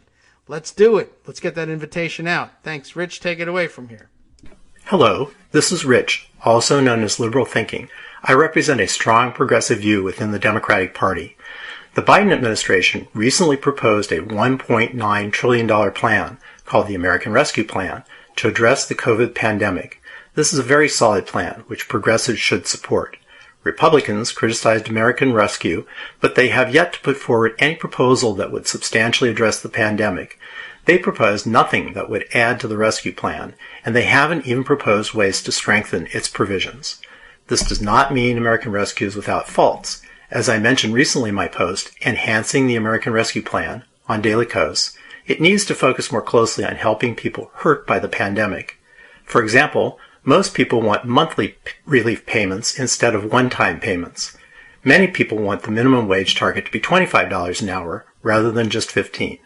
A number of people pointed to increases for Social Security, both retirement and disability payments, as needed additions. The package as configured gives out benefits for children, even though simply being a child doesn't mean you were harmed by the pandemic. At the same time, it ignores women, who disproportionately lost jobs. Please join me in urging your representatives in Congress to make changes to this legislation so that it will better serve the country. You can find Enhancing the American Rescue Plan along with other posts by Liberal Thinking in the All Daily Kos Progressives group. Join our group and make your own contributions. We'd love to hear from you. So there's your invitation to join in the discussion. I have a second segment. I mean, that's we can fit probably some more, but I only have 2 prepared that are easily accessible. Let me roll number 2 here so you can get an idea of how this flows. Hello, this is Rich, also known as Liberal Thinking. I represent a strong progressive view within the Democratic Party. Previously, I suggested progressives support the American Rescue Plan, now pending in Congress, but with changes to better correspond to the needs of the coronavirus pandemic and its economic aftermath. It's important to understand what the administration has proposed. They are asking for $30 billion to support landlords and tenants, $350 billion to support state, city, territorial, and tribal governments, $170 billion to support K-12 schools, $145 billion to expand child tax credits expand the earned income tax credit, and to support child care providers. $350 billion to extend and enhance unemployment benefits, and to include people not normally covered, like contractors and freelancers. $160 billion to directly address the pandemic with vaccines and other measures. $200 billion for miscellaneous policy changes, and $450 billion in one-time payments to people on the lower end of the economic scale. This package helps a lot of people, but it significantly leaves out many who should be included. For example, there are many unemployed working-age people who will not get checks, but they have no hope of finding jobs in the face of the pandemic downturn. At the same time, this package gives money away to parents, even as many of those families have done well in the past year. We need to redirect this money to help those actually hurt by the pandemic. And if we are going to make one-time payments, at least those payments should be timed for when most people have received vaccines and the economy is reopening. Putting that money into the economy before then is a way of forcing workers to risk their lives as we pay businesses to open. This money should go to monthly payments or better timed to help the economy when workers won't be exposed to the virus. Please join me in urging your representatives in Congress to make changes to this legislation so that it will better serve the country. You can find Enhancing the American Rescue Plan, along with other posts by Liberal Thinking, in the All Daily Kos Progressives group. Join our group and make your own contributions. We'd love to hear from you. Okay. Well, thanks very much, Rich. And we have these other installments that we can roll out in the coming days. And like I said, they're not very long, so I think I can string a couple of them together and knock them out before the bill is finished in the Senate. I would say probably at this point, I think this is still a worthwhile discussion to engage in. It's certainly a good idea, I think, if you're interested in the topic or any future legislation, joining up with the group and hammering these things out ahead of time. And one of the things that we learned to do along the way, some of the analysis of rules and procedure in the Congress is designed ultimately to make everybody as effective as they can be in their advocacy. And one of the things we probably ought to discuss, this was a difficult situation, this one, influencing the American Rescue Plan. Well, like with most legislation, requires intervening at a very early stage. And the difficulty here was the majority in the House that was set to take care of this. Many of the members who made up the majority weren't members of Congress during the period in which you really should have been expecting to see your greatest influence in terms of lobbying early on. The professional lobbyists know that they intervene in the legislative process very early, and that by the time things come out of committee, they have mostly gelled in 95% in the form that they eventually will pass the House and then probably the Senate as well. And even if the process is reversed, same thing, that this work of shaping things and making major decisions like the decision as between monthly payments and one-time payments is something that's made much earlier than the floor voting stage. And so the best bet you can for making a difference in that is lobbying early on in the subcommittee and committee stages, months ahead of the time that something like this will land on the floor. We didn't have that luxury with this one, though, this being sort of an emergency measure and immediately had to come to the floor so early in the new administration and in the new Congress. But generally speaking, but discussions like this one are worth having. One, because, again, economic relief legislation is something we find we are having to turn out quite frequently.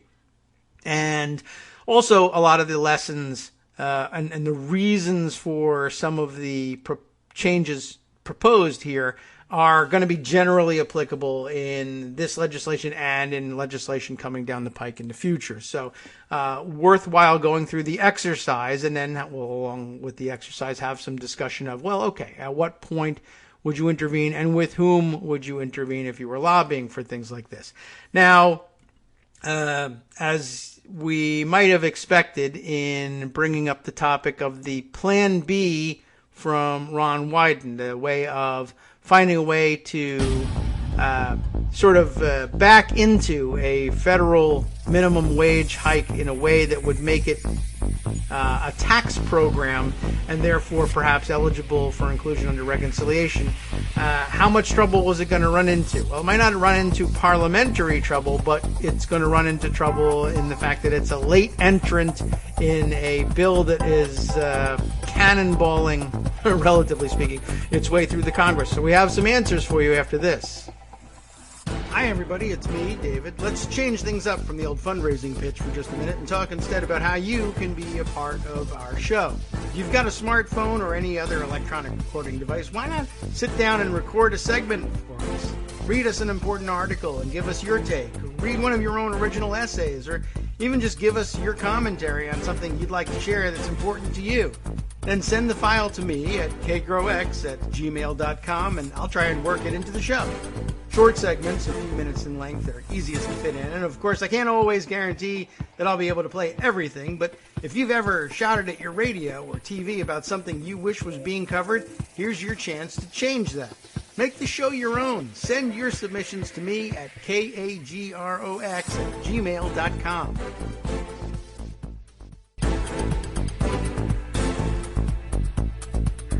All right, welcome back now to the Kagro in the Morning Show here on Netroots Radio. Okay, a few things to catch up on here, and what was, I guess, I don't know whether I effectively made the case for it on the way out, but I have got the answer for the question, okay, Ron Wyden, that sounds interesting.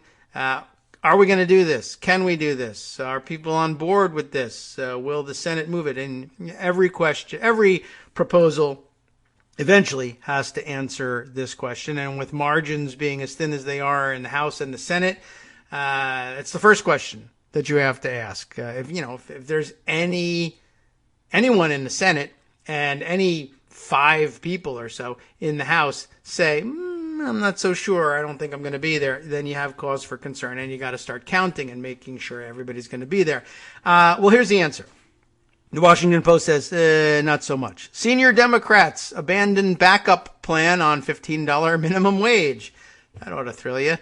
Lawmakers are backing off a Plan B to raise pay for workers through tax penalties on corporations. So, not much of a surprise, if only because, it was a clever idea. And it's not that it isn't workable, it's that it can't become generally known to the public, and who knows how much preparation Ron Wyden, however you want to refer to him. I was told you could say it either way.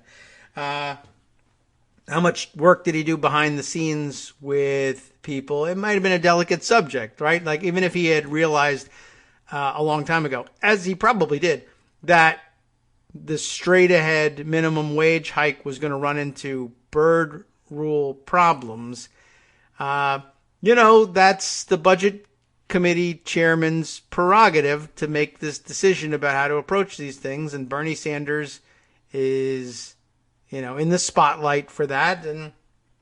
And I think it's probably fair to say that there could have been some political backlash if Ron Wyden spent the last couple of weeks or months, whatever it would have taken to get this thing done early, telling Bernie Sanders had to do his job, and people would have said, Bernie knows what he's doing, back off, Wyden, and,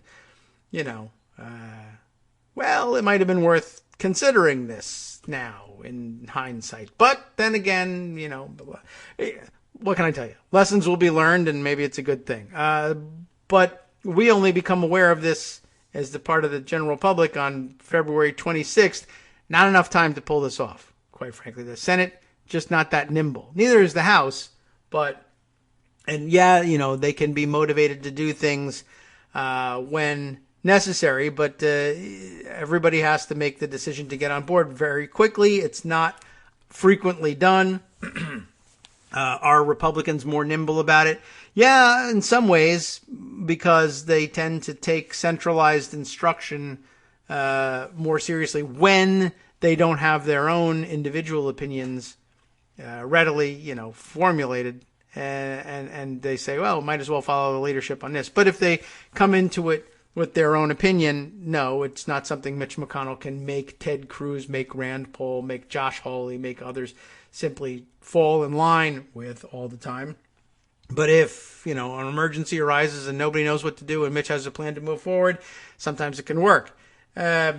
Sometimes. Even so, it still takes a lot of work to make sure nothing happens very quickly in the Senate. Anyway, so here's what happened. Jeff Stein reporting for the Washington Post. Senior Democrats are abandoning a backup plan, if they ever were on board at all, to increase the minimum wage through a corporate tax penalty after encountering numerous practical and political challenges in drafting their proposal over the weekend, according to two people familiar with the internal deliberations. Ooh, this sounds like it could be interesting.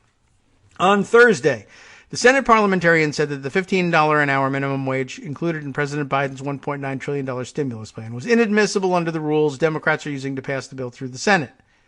After that decision, Senate Finance Chair Ron Wyden and Senate Budget Chair Bernie Sanders, okay, so they did this cooperatively, said they would instead seek to add tax penalties on large corporations that failed to pay $15 an hour, an idea viewed as less likely to be struck down by the parliamentarian and still helpful to some minimum wage workers. But now senior Democrats, including Wyden and Sanders, are walking away from that backup effort, according to two people who spoke on a condition of anonymity to share internal discussions. Economists and tax experts have said that the tax outlined by Sanders and Wyden could be easily avoided and difficult to implement, with large corporations able to reclassify workers as contractors to avoid potential penalties. Now, Ron Wyden said he had a plan for getting around that too, but, maybe on further reflection, well, we'll see. What do we got here? I would be extremely nervous about trying out a brand new idea like this with virtually no vetting, Jason Furman, a former Obama administration economist, said on Twitter on Friday. And I think that's understandable. How much vetting does something like this need? Well, it's going to have a major impact like this, a lot, probably. Wyden and Sanders were also expected to face an uphill battle in persuading the entire Senate Democratic caucus to support a proposal they would have only days to draft. The White House has not indicated support for the corporate tax penalty idea. That would be pretty crucial. The House on Saturday passed the stimulus bill, including the measure to increase the minimum wage to $15. It's not exactly clear how the Senate will proceed, although the White House has ruled out overturning the parliamentarians' ruling. That was where I originally intended to go with the last segment. I think we can get back to that. Democrats have said they will seek to include the $15 minimum wage proposal in a separate legislative package to be advanced later in Biden's administration. It remained unclear how they would do so or how they would overcome the obstacles that prevented them from securing the provision in the current stimulus plan. And, nothing obvious right now. Of course, the filibuster stands in the way. We all know what it would take to get rid of the filibuster, and that they might, in fact, be willing to do it. Minimum wage as a standalone bill might not be a place where you could necessarily get Joe Manchin and Kyrsten Sinema on board with the procedural work that would have to happen ahead of the bill, because they might not really support the underlying bill. But, you might take the approach of allowing them to leverage their newfound power to design the bill differently if there's a way you can come to an agreement, and if phasing in the $15 federal minimum wage is one of those ways, then that might be on the table, depending on the timetable, the other kind of table involved in the discussions. They might be able to come to some agreement, or the number might come down entirely and never rise to 15 under this legislation. I don't know. And whether or not that would be acceptable to the major proponents of the $15 wage, I don't know. We'll have to see. Or it could come in. It might not necessarily be just a standalone bill. There might be something else in there that's just a must-have for Manchin, Sinema, and any number of other people. Or maybe not. Or it could be some different thing. Remember, they might take a second crack at reconciliation, or they may say reconciliation next year, still under the Biden administration and just prior to the elections. We'll try this Plan B next year. I mean, that doesn't help workers who were hoping to see that $15 an hour this year, but they weren't going to get it even under Plan A, actually. Wages would rise, though, and maybe there's something that they can do for them in the meantime. But, yeah, I guess we'll have to see. And then the White House not being on board, well, that's probably just a function of, well, what is this thing exactly? And what do our economists say about how it will work? We don't know yet. Well, I don't know if I want to throw the weight of the White House behind it just yet. White House Press Secretary Jen, how does she say the name? I never pronounce it myself. Psaki, I guess. Probably nothing with the P in there. I guess I'll have to watch some of her briefings or watch her interviewed on TV via YouTube somewhere so that I can figure out how she pronounces it and get it right for the rest of the 4 years or however long she remains as spokesperson. Sometimes those things are subject to change. Anyway, she said on Fox News Sunday, where ordinarily I think we would have said, hey, you got no business going on Fox News Sunday, but I don't know. Anyway, what did she say about Biden's commitment to raising the minimum wage? We're going to have to spend the next several days or even weeks figuring out what the best path forward is, but he's committed to doing that. So he's committed to working on it. That's something. Democrats' retreat from the backup leaves uncertain whether the stimulus plan will have any measures to directly raise the pay of minimum wage workers, a longstanding priority of the party and Biden. And I think fair to say Bernie Sanders as well. And yeah, it'll be interesting to see what sorts of fallout comes from that. Like, hey, you promised and you said you had a whole plan for getting it through, and then you had a plan B, and then you didn't do the plan B. It's going to be some questions, I think, from supporters. Anyway, Democratic leaders agree they want to have Biden sign the stimulus into law before unemployment benefits expire for millions in mid-March, meaning there is little time for an alternative plan to emerge.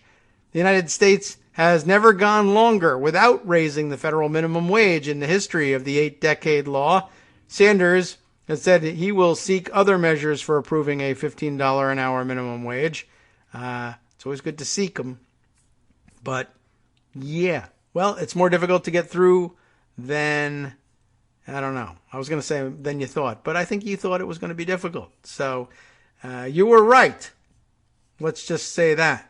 All right. So what about this whole thing with firing the parliamentarian or overruling the parliamentarian? We've just heard, to no one's surprise, I think, that the Biden administration, the Biden White House, is not on board with overruling the parliamentarian. That was the most frequently cited go-to in terms of very ambitious parliamentary maneuvers in the Senate to get the reconciliation bill through with the $15 an hour minimum wage provisions intact. And you know the mechanism, you know the theory there. It would require all 50 Democrats and Democratic affiliated independents to vote in favor of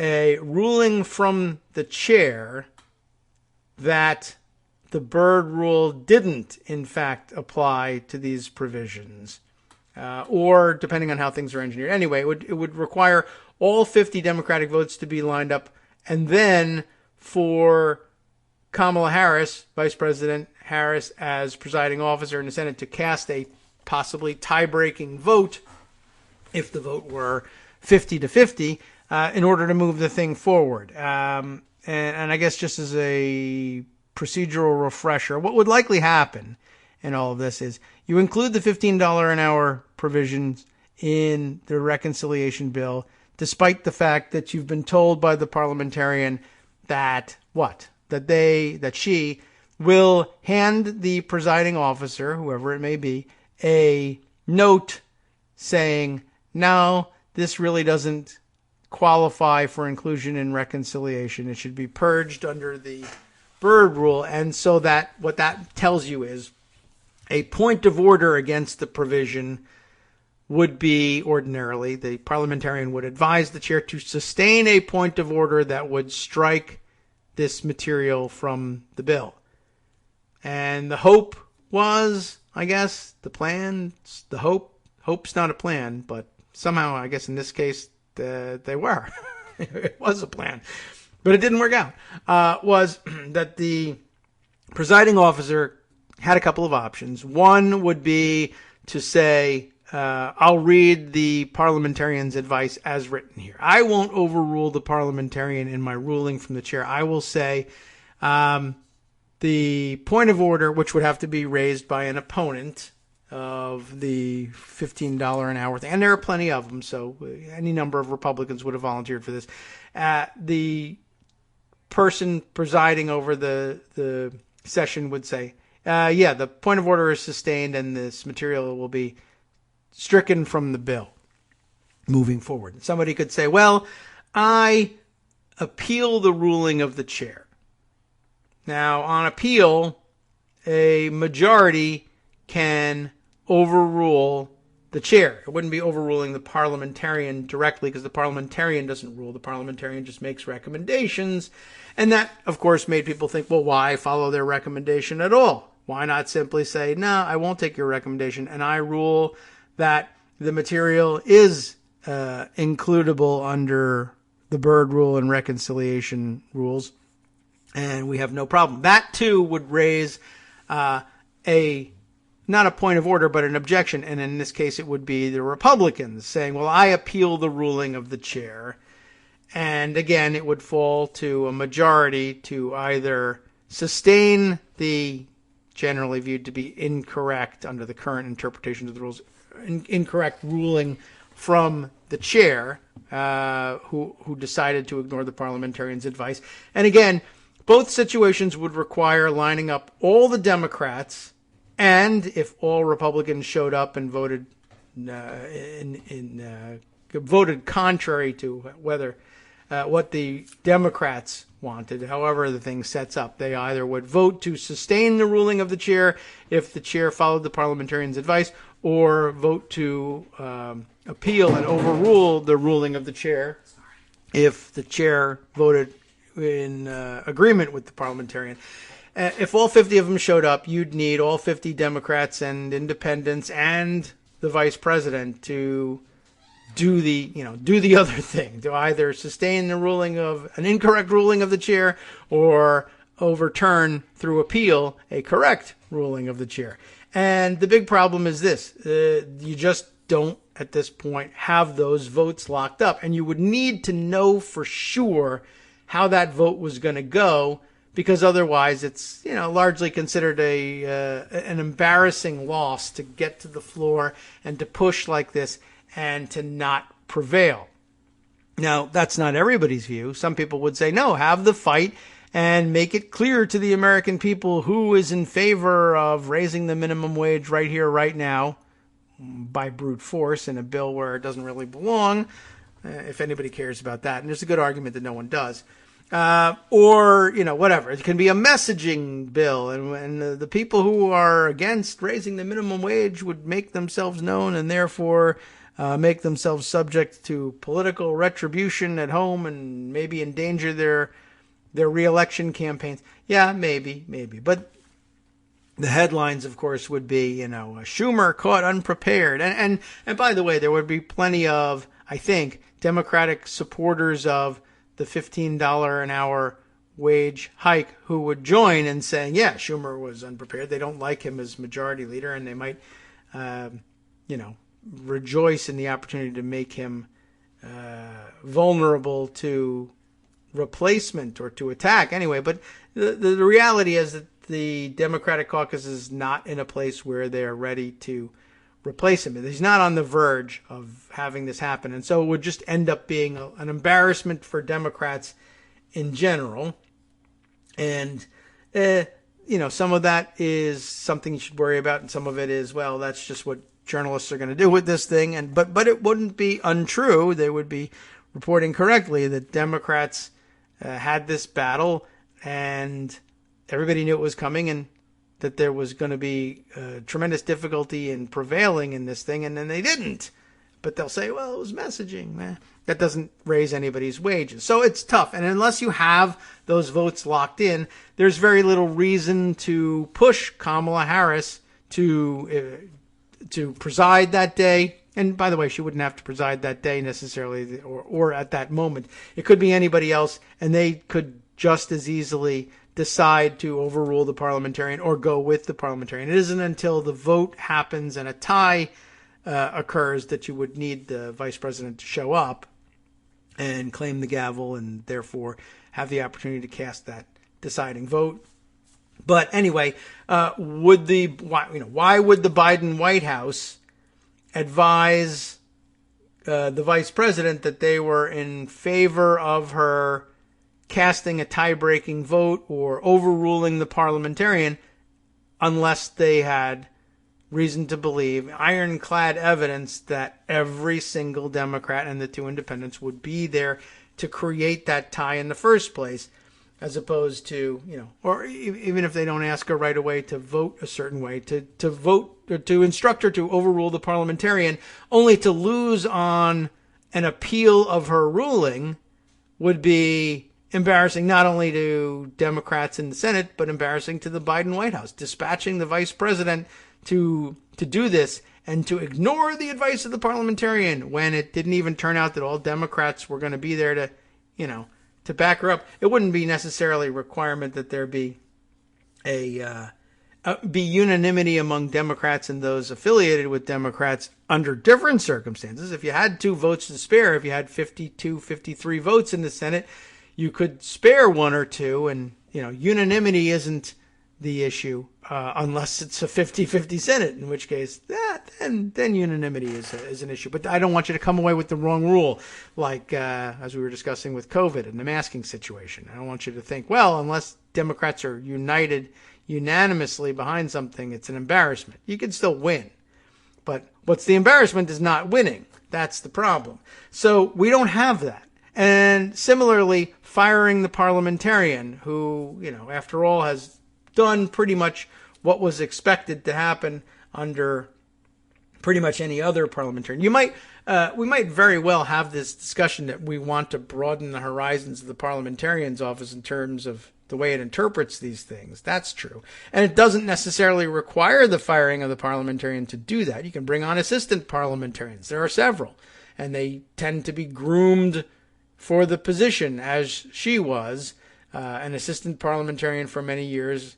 And then when the prior parliamentarian, Alan Fruman, was that right, was in fact finally fired by Republicans, she moved into that spot.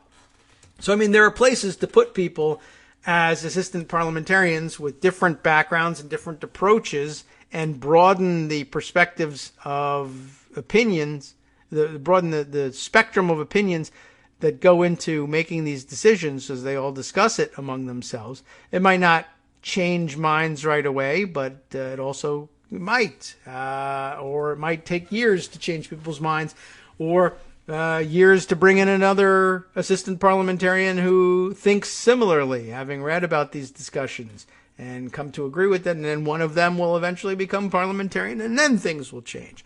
But firing the parliamentarian now, also a bold move that would garner a lot of attention, but if it didn't change the outcome, you might wonder whether it was worth the time and worth the headlines to fire the parliamentarian, only to find out that you still don't have the 50 votes plus the tiebreaker that you thought that you do need to make it work, would be pretty embarrassing. You fired the parliamentarian. Why? You ended up with exactly the same outcome and an angry ex-parliamentarian on top of it all. Plus, everybody would say, well, you were trying to break the rules and it still didn't work, and serves you right. And, it would result in all sorts of problems and embarrassments and finger pointing. You want to come away with a win in all of this so that everybody has something else to focus on. A lot of the arguments for getting rid of the filibuster that still remain. And when we had them the first time, and when it was about, they limited it to judges and executive nominations, whatever, we can all question whether or not that was worth doing. But at the time, remember that there were lots of people, including lots of Democratic analysts and Democratic-leaning pundits who said, well, people will view this as illegitimate somehow, and it might cost you at the polls next time around. And other people who turned out to be right said, look, people don't pay attention to this sort of procedural vote, and they don't care. They just want to know what the results are. That turned out largely to be true. But to the extent that it is true that they only care about the results, if you were to pull some sort of shenanigans and not deliver the results, all there is to focus on is the shenanigans. And that might, in fact, become an issue for people. They might still not care at all about procedure, but in the absence of actual results, they might turn to that and say, you suck at this, and we hate you, and who knows. So it's not really a risk you want to take unless you have the votes lined up. And if Manchin is just going to continue, or whoever is going to continue to say no to it, then it doesn't make any sense to pull any of the other stunts. Why overrule the parliamentarian if you're going to lose? Why fire the parliamentarian if you're going to lose? If you're going to win, you might say win at all costs. But, sure. But the win has to come through. It's not like take every possible measure and risk everything there is to risk and then a coin toss. Maybe it was, or in fact, a guaranteed loss. Not really a great combination. But everyone will excuse a lot if you win. I don't know how much people will excuse or overlook or claim not to care about if you also lose. That's a different question. All right. Well, that's about, I think, all we can work in on the whole show, really, today at this point. But I think that adequately explains kind of where I am certainly on the fire the parliamentarian question. That one, I just don't see it happening. Doesn't appear to make very much sense. As far as the overruling the parliamentarian thing goes, willing to do it, but you got to have a win at the end. In order to make it worthwhile for most senators, I would bet. And so for that reason, I'll be with them on that one too. And we'll see where we get to as the Senate tries to navigate the electron cloud / underpants gnome theory of legislative process. I never did explain that, but I think if you know anything about the South Park underpants gnomes, it doesn't really matter, quite honestly, whether it's a good analogy or not. You said underpants gnomes, and therefore sounds funny and pithy. But yeah, it's the part of the legislative process where the Senate says, not sure exactly what we're going to do or exactly when we're going to do it, but we know this. Step 1, House passes bill.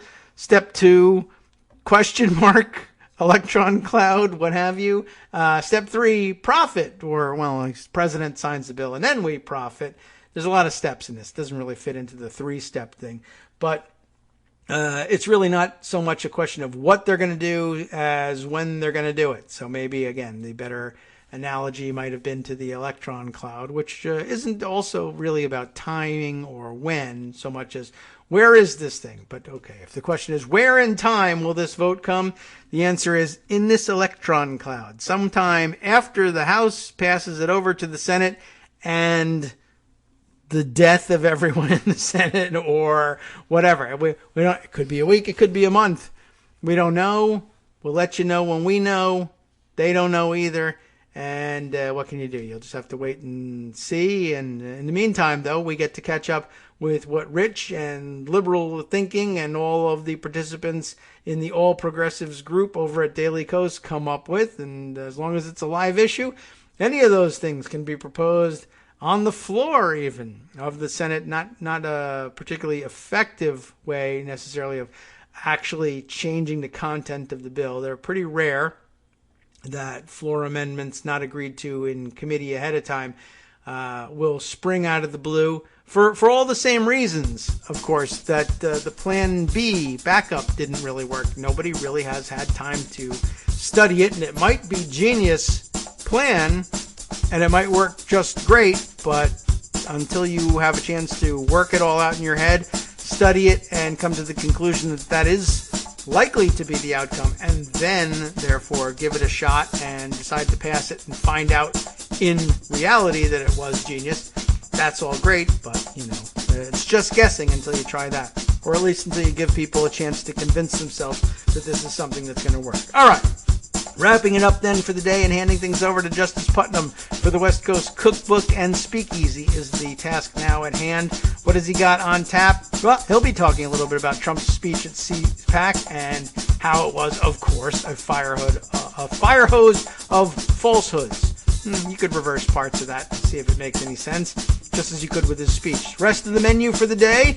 Tennessee has requested federal law enforcement investigate the theft of COVID vaccine in the state's most populous county. They should look at that. I agree. Police are investigating a vandalism and fire at the Buddhist temple in the Little Tokyo section of downtown Los Angeles. A lot of violence happening at random against Asian Americans these days, so an important development. And after carving the heart out of the Voting Rights Act, Supreme Court is looking at putting new limits on efforts to combat racial discrimination in our election. Hallelujah. In the morning with David Waldman. Okay, well, I forgot who I'm talking about here. I'm talking about this Supreme Court.